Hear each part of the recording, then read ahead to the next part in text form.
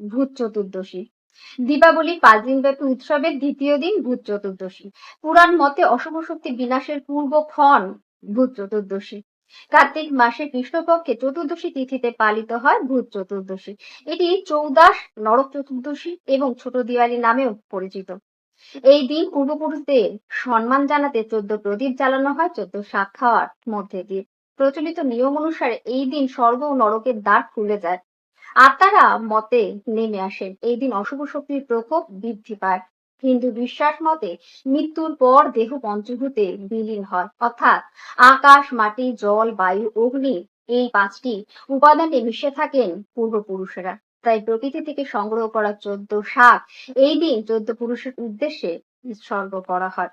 14 প্রদীপ জ্বালানোর প্রচলিত ধারণাটি হলো পিতৃপক্ষের সময়ে পিতৃপুরুষেরা মতে আগমন করেন। তারপর ভূত চতুর্দশী তিথি থেকে শুরু হয় তাদের ফেরার পালা।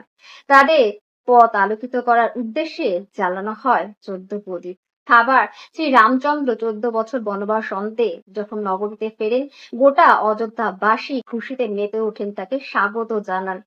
গোটা অযোধ্যার নগরী আলোকিত করা হয় প্রদীপ জ্বালানোর মধ্যে দিয়ে। তো অশুভ শক্তির বিনাশ হোক কিংবা পূর্বপুরুষদের শ্রদ্ধা ও সম্মান জানানো হোক, ভূত চতুর্দশী আসলে শুভ চতুর্দশী।